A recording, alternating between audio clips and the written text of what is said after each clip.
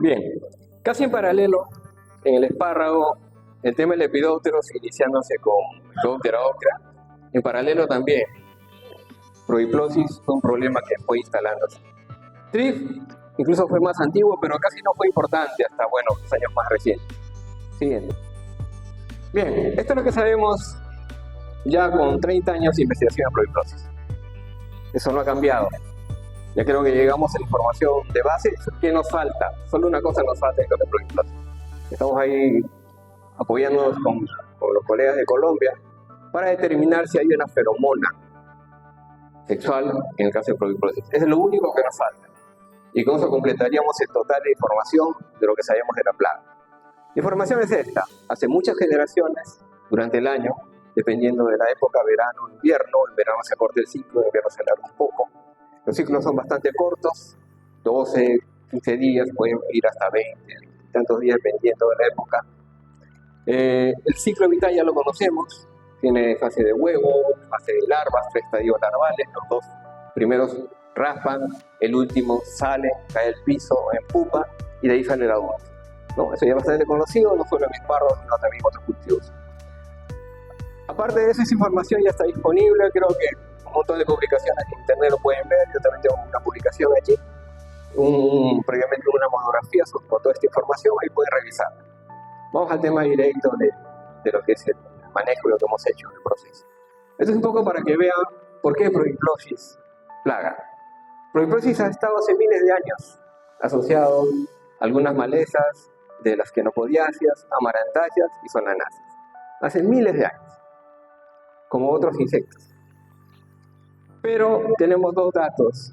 En el caso de la costa central, el CIP determinó que prohiplosis se convirtió en problema cuando la polilla tuta fue un problema, tomate y papa. La presión de químicos hizo que mosca minadora se convirtiera en problema. La presión de mosca minadora hizo que prohiplosis se convirtiera en problema. Y la presión de prohiplosis hizo que mosca blanca en el año 99 para adelante se convirtiera en problema. ¿Asociado a qué? Al tema de químicos. Rompen con la regulación y se dispara la población que no tiene control. Ese es en el caso de la costa central ya confirmado con investigación y con datos. Y esto es lo de nosotros. Hemos chequeado desde los años 90 a prohiplosis, antes que hubiera espárrago a gran escala, antes que prohiplosis se instalara en el espárrago. Y eso es lo que ha pasado. Y por suerte, para la información, hemos estado en el momento. Hemos visto cómo del tomate en Chao se ha pasado al poco espárrago que había en Chao, al marigold que había en ese momento también, y cómo de ahí ha empezado a adecuarse al cultivo y se ha dispersado a las demás zonas. Y ahora es un problema de espárrago. Entonces, las condiciones han sido claras. Hemos visto ese proceso, hemos tenido la suerte de estar trabajando sobre mosca minadora y hemos visto cómo la condición de caracha en tomate, que no era importante porque era para pasta de tomate, mosca minadora sí era un problema, se dejó, se abandonó y tenemos miles y miles de individuos de una plantación de 200 hectáreas que se está secando, dirigiéndose hacia el cultivo de espárrago cercano y adaptándose. El cultivo de espárrago en los años 95, 94 era aburridísimo, no había nada que ver. Para un entomólogo era totalmente aburrido. Ocasionalmente algo de arañita, algún tris por ahí, no había más. Y no había ningún problema. Ya actualmente tenemos puesto una gama de situaciones en campo, ¿no? Y eso es lo que hicimos en Chavimochi. Yo insisto, digo hicimos porque yo he estado ahí, pero yo no he diseñado este sistema. En Chavimochi fue el tipo de desarrollo en arena, fue el tipo de riego, por la manera como se diseñó el manejo que era totalmente diferente al espárrago del mundo. Entonces se estableció este sistema, ¿no? Los plantines a un surco, a alta densidad, riego tecnificado y con camellones altos para protegerse del viento, ¿no? Esto fue lo que condicionó para que prohiplosis se adecuara al cultivo y tuviera todas las condiciones para desarrollarse. En su momento no lo sabíamos, ¿no? Empezamos a investigar, no sabíamos que esto era lo que hicimos para que se convirtiera en un problema de espárrago, pero se hizo. Y finalmente, nuestro manejo del espárrago. Si tenemos una plaga que nos está atacando regularmente en brotes, nos sigue atacando el resto de la campaña, pero en brotes donde más nos notamos. Y tenemos, como en la fotografía, 4 estados fenológicos simultáneos. Brotamientos, un campo que ya va para el segundo brote, el campo del fondo que está en maduración, un poco cercano al tema de Chapodo, y un campo de primer brote ya aperturado en el otro. Tenemos toda la situación de campo para que proiplosis vuele de un lado a otro sin problemas. Lo mismo que hace TRIS y lo mismo que hacen otros, como los lepidópteros conclusivos, ¿no? Esta situación es la que tenemos constantemente. Así que no podemos esperar que no nos pase lo que nos está pasando. Lamentablemente es el modo de producir que tenemos para abastecer los mercados y debemos sobre ese modelo trabajar para controlar el problema. Entonces entenderán por qué los químicos no funcionan también, ¿no? Bajo esta condición de manejo jamás van a funcionar los químicos. Y ya la fenomenología la conocemos, ya a ojos cerrados la conocemos, diferente a lo que pasa en otras partes del mundo. Ayer nada más hemos revisado otra condición de campo diferente en una empresa, vamos a adecuarnos un poco a la nueva condición de manejo. Entonces va pasando eso, pero realmente ya conocemos todo de la fenomenología del espárrago y sabemos cuándo nos ataca la proiplosis, TRIS u otras plagas. Y tenemos un periodo ya establecido, más o menos, dependiendo del clima, cómo están nuestras cosechas y cómo va el desarrollo de la fenomenología. Regularmente cuando manejamos dos brotes tenemos un primer brote que queremos salvar, que se desarrolle bien, y a veces cometemos el error de decir ya con este follaje el primer brote es suficiente, que ese segundo brote se lo coma proiplosis. Cuando proiplosis se come el segundo brote, y yo no aplico y luego que se lo coma porque mi primer brote es bueno, de buena calidad y suficiente, eso es lo que se genera. Dejo que se lo coma y se produce esa cantidad. Obviamente a ese lote no lo va a afectar. Aparentemente, esa población sale y se va a ir a los otros lotes. O sea, el gasto que ahorré en productos químicos lo estoy cargando al otro lote, donde el ataque va a ser tan impresionante que hasta voy a perder ese brote cercano posiblemente. Eso es lo que hacemos en campo. Además, ¿qué sentido tiene que yo estoy haciendo agricultura, produciendo tejido vegetal, produciendo, en este caso, un producto como los turiones, y que yo le dé de comer a la plaga todo un brote produciendo millones por hectárea? No tiene ningún sentido para un productor agrícola. Pero lo han hecho, lo hacen. Bueno, son los momentos puntuales, lo que nos preocupa, pero el proiplosis está constantemente. Y esto también que hemos investigado, porque como les digo, si no investigamos a la especie, cómo se comporta, su biología y sus posibles limitantes o sus deficiencias para atacarnos, va a ser imposible que intente un control. Entra una hembrita al campo y coloca un promedio de 70 huevos, de los cuales la mitad yo le he puesto 30. La mitad son hembras. Y esa hembrita nuevamente en un periodo corto de tiempo se multiplica por 70. Y en otro periodo corto de tiempo se vuelve a multiplicar por 70, una cantidad mayor, ¿no? Y seguimos con este ciclo. Pero yo ataco solo en la primera semana a proiplosis, ¿verdad? El brotamiento. Y después ya pasé los 30 días, estoy feliz. Pero proiplosis sigue ahí, sigue en el campo. Hay algo de brotamiento, hay brotes laterales, hay algo de tejido y continúa. Y entonces de una sola hembrita que ingresó al campo, entre la octava y novena semana yo tengo esa cantidad. ¿Por qué? ¿Por qué le da duro el segundo brote? Esa es la razón por la que le da duro el segundo brote. Y tiene que ver con el manejo, con los productos que yo elija para el control, y también con los umbrales, ¿no? Ya no me acuerdo si acá les he puesto el tema de umbrales, pero es un tema también importante. El umbral de aplicación actualmente es el problema mayor para el manejo integrado de plagas. Bien, es lo que está pasando en campo. Bueno, el trabajo de campo también nos conduce a tener claro qué es lo que pasa. Al comienzo, ¿qué dijeron de proiplosis? Proiplosis va y se oculta en los cercos, en estructuras, en rajaduras del suelo, y por la tarde sale y se dirige a atacar al cultivo. Esas son fotografías en el día. Proiplosis está todo el tiempo en el cultivo. Y sin embargo no hacemos aplicaciones dirigidas al control de adultos durante la campaña, porque no vemos brotes torcidos o deformados, pero está todo el tiempo. Y es más, nosotros incluso creíamos un poco en eso porque más o menos lo vimos en campo hasta que empezamos a hacer un estudio termográfico. Encontramos, es imagen con cámara termográfica, que resulta que la mata, no importa la hora del día, no importa la cantidad de calor que haya, se encuentra un promedio entre 24 y 25, fresco. ¿Por qué proiplosis tendría que salir de la mata a ocultarse en otro lado cuando está tan fresco ahí? ¿No? Y ahí empezamos a observar, fotografiar y proiplosis está metido adentro. No sale del campo. ¿Para qué va a salir? Si tiene ahí toda la oportunidad de desarrollarse, multiplicarse y generar pues nuevos problemas en apenas aparezca un brote por ahí, ¿no? Otra cosa que hemos investigado durante todo este tiempo es qué pasó con Proiplosis. ¿Le gustó? ¿Llegó al espárrago primera vez? ¿Lo lesionó? Sí, podía desarrollarse. Y encontramos una o dos larvitas por brote, en el mejor de los casos. A medida que ha ido pasando el tiempo, hemos encontrado más y más y más en los brotes. Más calibre, más cantidad de larvas. Y seguramente los productores lo han visto. 250 es el promedio máximo que hemos encontrado y se ha sostenido. Pero no ha pasado de un año para otro. Ha habido este crecimiento constante de la población por cada brote afectado. Bueno, los resultados no nos saca el brote, ya saben qué es lo que pasa, ¿no? Solo tiene que meterlo en una bolsa negra, cerrarlo y después al día siguiente chequear para ver cuántas larvas hay. Pero mientras estamos investigando, ¿qué se hacía a nivel de campo para Proiplosis? Se ha estado aplicando y aplicando y aplicando, generando más problemática. Y estos son datos, yo diría que al 50% en realidad. Es el doble de lo que pasa. Y esto como se ha estado atacando a Proiplosis, y tenemos una excepción nada más en el año 2001.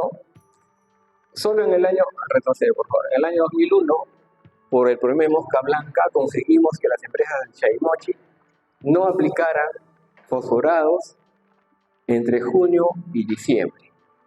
Eso nos ayudó a controlar mosca blanca, a bajar la presión y controlar mosca blanca. Por eso es que en ese año tenemos una baja de aplicaciones para Proiplosis. Solo en ese año. De ahí se volvió a lo mismo. Y los resultados van mostrando que materia nueva funciona, luego pierde eficacia, más cantidad, más dosis, más aplicaciones, entra otra nueva materia y pasa lo mismo. El resultado es el de siempre. Materia que al principio funciona y después se pierde efectividad. De repente no porque la materia sea mala, sino el mal manejo a nivel de campo. Y hemos cruzado la información de las larvas que se han ido adaptando en el tiempo.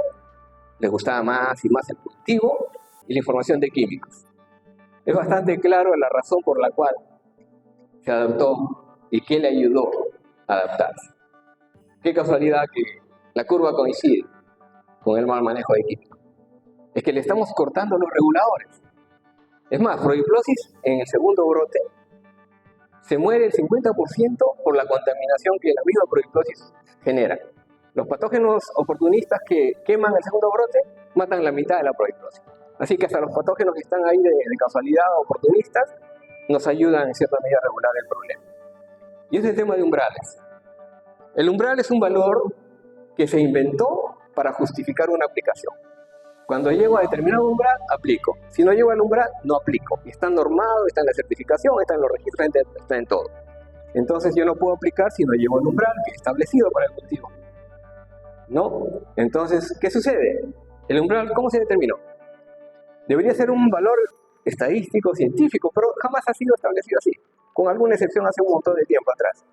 Entonces, si el umbral es 0,5, yo voy en 0,3, 0,37, 0,40 y no paso del 0,5, no llego al 0,5, no aplico. En teoría, de acuerdo a mi misma norma. ¿Y qué pasa con Proiplosis? Pasa una semana, 2 semanas, 3 semanas y no le aplico. Basado en mi umbral. Le permito que complete el ciclo y se multiplique por la cantidad que hayamos visto. Entonces, el umbral me está generando un problema. Porque, para empezar, no conozco bien el umbral. Y segundo, el umbral no puede ser estático, es dinámico, depende de la fenología, depende de la población. Y esto es lo que pasa realmente. Es dinámico, no es un valor fijo. No hay a cierta población una condición de campo, no. De que se suponga que a cierto umbral me va a dañar en cosecha, es una suposición que puede cambiar en el tiempo y cambia. Por eso es que nunca se consigue resultados positivos. Lo que pasa es que llega la plaga, se instala, se multiplica y yo le permito que alcance picos. Y eso es lo que debo evitar con mis aplicaciones y con mi control. Evitar que alcance picos. Pero no lo consigo. Por eso es que se multiplica y me ataca de manera tan tremenda en ciertos momentos de la campaña. Bueno, y nuevamente un poco para reflejar lo que pasa con Proiplosis en las cosechas de verano. En blanco obviamente no hay problema con Proiplosis.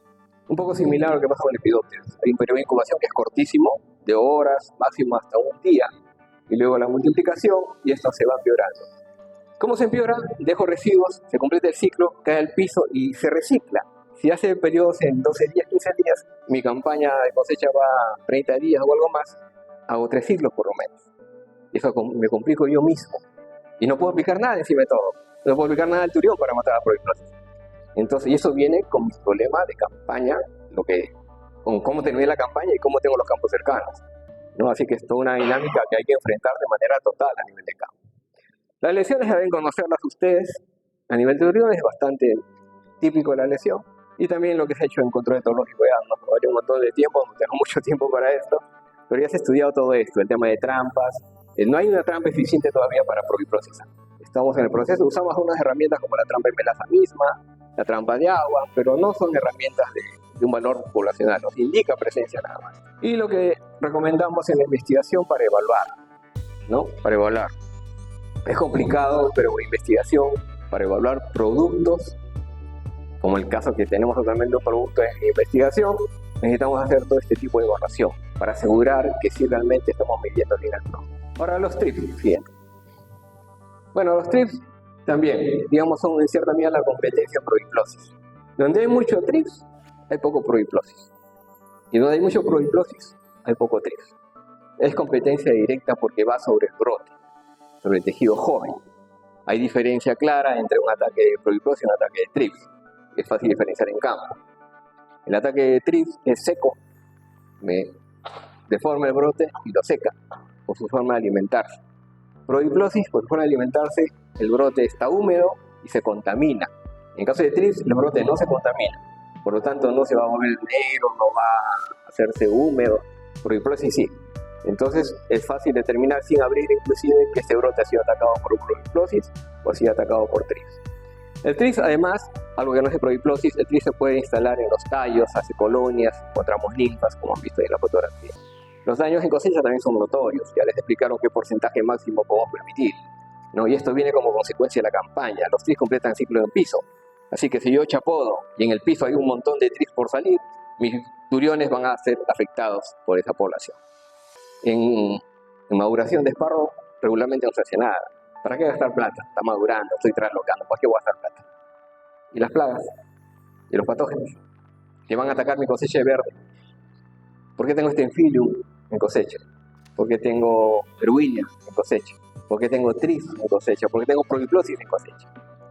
¿Viene de lejos? No, de ahí mismo, del piso. En el momento de chapodo, yo no tengo ese dato. Así que nuestra recomendación, nuestro manejo es por lo menos 1 a 2 semanas antes de entrar a chapodo, realizar aplicaciones al piso para evitar todo este tipo de problemas, tanto patógenos como plagas. Bueno, el ciclo es conocido, tiene fases de huevo, fases ninfales o de larvas según la publicación, y fases de adultos, ¿no?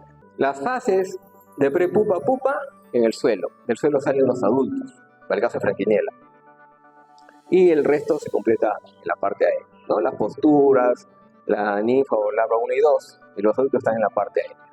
Nuevamente tenemos ahí una fase en el piso que podemos controlar. Y el manejo también es bastante conocido. No sé si lo han visto ustedes en campo, pero a diferencia de probiplosis, al TRIPS sí le gusta el viento para dispersarse, usa el viento para dispersarse. No es buen volador. A las delgaditas, flecadas, no le permiten volar como hace un noctuido, un lepidóptero que puede volar kilómetros. No, el TRIPS la tiene flecadas para que el viento lo eleve y pueda transportarse. Por eso el ataque llega con el viento, con la dirección del viento llega el ataque, lo pueden ver en campo claramente. En caso de probiplosis no, a probiplosis no le gusta el viento, así que necesita que haya un periodo de calma para migrar. Y hemos calculado, puede migrar 300 metros en una noche. Entonces es una distancia bastante importante para probiplosis y dispersarse. También se ha encontrado que la protección de viento, ya sean cercos vivos o cercos artificiales como mallas, permiten que se concentre en esas zonas cercanas del ataque de TRIPS, como puede verse en la fotografía, ¿no? Esas zonas son muy afectadas por el tema de TRIPS, por lo tanto hay que concentrar ahí el tema de control. Bueno, eso es algo que se nota en campo sin ningún problema. Tiene que ver también con los residuos, si hay residuos de maleza, residuos de los TRIPS tengan donde ocultarse, el ataque va a ser mucho más intenso que cuando hay un campo limpio al inicio del tratamiento. Respecto a las especies, TRIPS tabasi y Frankinella son las especies de TRIPS que están regularmente. Hay reportes, nosotros todavía no lo hemos encontrado, que Cirtotrix dorsalis también está presente en el espárrago. Hay reportes de ICA que es así, no lo hemos confirmado nosotros, todavía no lo hemos encontrado. Ojalá que no, porque no es tan fácil enfrentarse a Cirtotrix como enfrentarse a Frankinella y TRIPS tabasi. Respecto al color, el color azul es el que más atrae a Frankinella. Y el color blanco es el que más atrae a TRIPS tabasi, que es el que está asociado más a cebollas. En campo de espárrago, lo que hemos encontrado es que por lo menos 90% es franquiniela y apenas un 10% es Tristavasis. Así que si instalo trampas de monitoreo, tienen que ser azules. Hay poquísimo Tristavasis en realidad en campo y las trampas de monitoreo tienen que ser de color azul. Pero como monitoreo nunca van a ser de control, tengo que llenar yo el campo de trampa azul con el costo y la operatividad y lo que tengo que hacer como aplicaciones y manejo, así es posible el manejo de trampas como hacemos en otros cultivos como para mosca minadora, por ejemplo. Ahí sí metemos 60, 80 trampas por hectárea, en cultivos que sí nos manejan y donde no hay maquinaria que pase, ¿no? Pero en el caso de los trips, en el caso del espárrago, no podríamos hacer algo así. Solo monitorear con trampa azul para el caso de franquiniela. Siguiente, el control. También el concepto es el mismo. Prodiplosis y tris pasan por el suelo en sus fases de prepupa y pupa. Por lo tanto, las aplicaciones a nivel de suelo funcionan para el control. Bajamos la presión, bajamos la población en una zona donde se estabiliza el tema de los controladores y su multiplicación.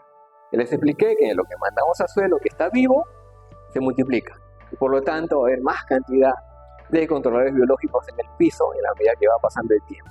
Mientras más población cae, se va a contaminar, se va a parasitar y va a generar más población del benéfico, ¿no? Entonces es algo positivo a nivel de campo. Obviamente, todo lo que estoy haciendo a nivel de suelo, yo le aplico sulfato de cobre o le aplico un fungicida dirigido al suelo, me barro todo lo que está ahí. Todo ese trabajo que puede estar funcionando, y recuerden que Prodiplosis y Trix está en el primer centímetro nada más. Así que un fumigante, un azufrado, un sulfato de cobre, yo lo aplico al piso de la plantación y me barro todo ese potencial que tengo en esa capa superficial, que es aprovechado por Prodiplosis y por Trix. Además, a nivel aéreo también tenemos una enorme cantidad de controladores. Bueno, hemos aprovechado el espárrago orgánico para desarrollar bastante investigación, para confirmar cosas. A campo abierto, un poco suponemos, chequeamos, fotografiamos y vamos al laboratorio. Pero hay mucho que se nos escapa. Yo he trabajado en la noche también, muchísimas noches, chequeando Prodiplosis, puedo asegurarles cómo es que se comporta, si le gusta o no el viento, qué es lo que hace, yo puedo asegurarles. Pero sostener investigación de campo así es complicada. Tuvimos la oportunidad de hacer espárrago orgánico y hacer casamaya, con un montón de inversión para eso. Y aprovechamos para investigar Prodiplosis y confirmar algunas sustancias, algunos productos de algunos controladores. Por ejemplo, Prodiplosis no tiene capacidad para entrar a la casamaya de malla antiácida. Es demasiado grande y no ingresa. Así que si lo aislamos, sencillamente no va a entrar. Y lo hemos chequeado y lo hemos confirmado. Nos ha permitido también hacer evaluaciones dentro de casamaya, liberando una cantidad determinada de Prodiplosis y con liberación de controladores y algunas sustancias también para revisar y medir su eficacia. Bueno, Prodiplosis y algunos reguladores como Crisopas, ahí ven las larvitas, dale un clic.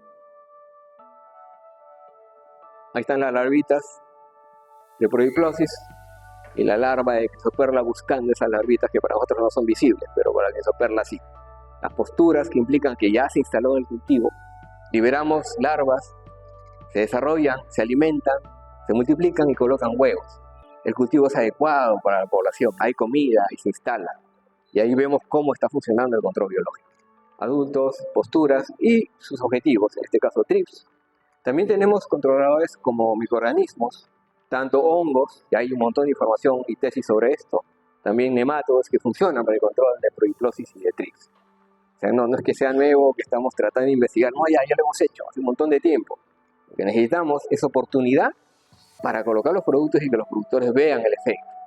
Algunas empresas ya más grandes lo están permitiendo y van a aprovechar esta información. No sé si los productores más pequeños permitan hacer un trabajo de este tipo, ¿no? Sobre todo para un cultivo como el espárrago, que no es para una campaña, es para varias campañas y de largo plazo. Bien, en el caso de Trix, sí, el Trix franquiniela sí pasa por la malla antiácida, pero pasa solo 10%. De cada 100 Trix que hay afuera, solo 10 tienen capacidad para pasar y buscando por dónde pasar. Eso es importante para nosotros para medir varias materias, extractos vegetales, controladores. El tema de la evaluación hemos ajustado también ahí, el tema de las trampas de color también, dentro de casamaya con una población más baja y regulada. ¿No? Nos ha permitido esta investigación a nivel de espárrago y dentro de casamaya. Y trabajo con controladores hace muchísimo tiempo. Esa foto es de 2004. O sea, de hace 20 años es esa foto, donde ya estamos haciendo liberaciones de óvulos para poder medir el efecto de este predator sobre larvitas de tris, onifas de tris, sobre larvitas de lepidópteros, sobre Prodiplosis, sobre posturas, hace 20 años. Entonces hay información que no se ha empleado porque hay mucha competencia o aparentemente es más fácil usar químico que integrarse en un programa de este tipo, ¿no? Con reguladores que nos permitan bajar las presiones de las plagas. Y lo más reciente, a partir de la pandemia, este es un trabajo en pandemia. En la misma pandemia, apenas un mes encerrados, después hemos estado solitos en el campo haciendo investigación, utilizando diversos productos como hongos entomopatógenos, nematodos entomopatógenos, algunos otros extractos, para ver el tema cómo ajustamos a nivel de campo el manejo de proiplosis y de trips. Fundamental que si hacemos aplicaciones, son productos que se aplican en aspersión, a nivel de suelo, por sistema o aspersión aérea, necesitamos que la cobertura sea la adecuada. En químicos deben hacer lo mismo, naturalmente, pero más con biológico porque casi todos son de contacto con excepción de la última materia que estamos investigando actualmente. Entonces necesitamos que la cobertura y el equipo sea el adecuado para que se alcance el nivel de control. Y esos son los resultados. Mucho ensayo, mucha combinación, enfrentando algunas materias como el caso de la canela para el trabajo de trips y confirmando que sí, hongos como Boveria baciana o entomopatógenos como heterorhabditis tienen un control muy eficiente y sostenido en los trabajos de campo de forma continua. Así que las herramientas están ahí. Ya lo sabíamos hace un montón de tiempo. Lo que hemos hecho es medir y comparar con otras materias para ver cómo estamos en comparación al control.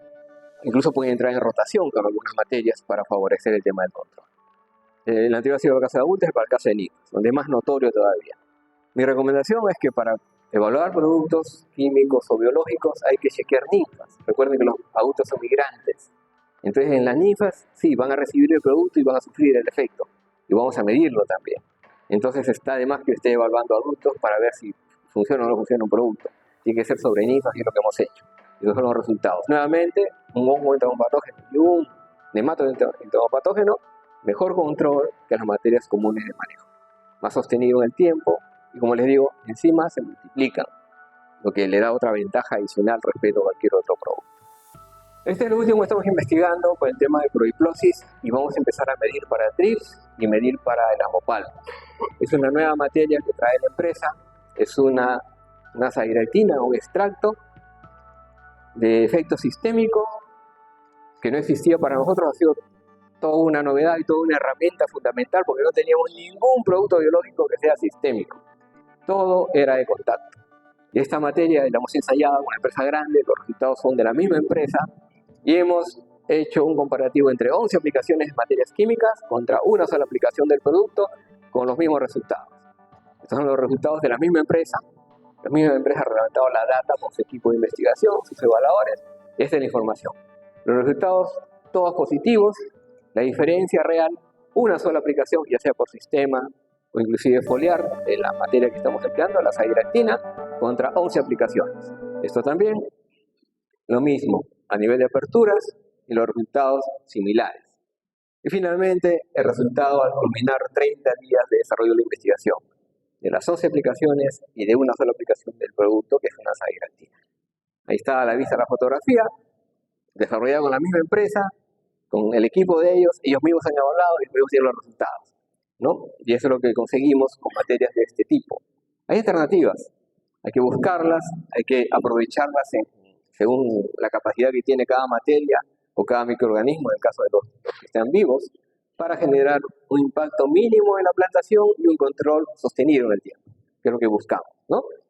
Cuando buscamos controles rápidos, que mañana estén muertos y a la semana se reactivan, y que vuelvo a matarlos y se reactivan, así nunca voy a llegar al control.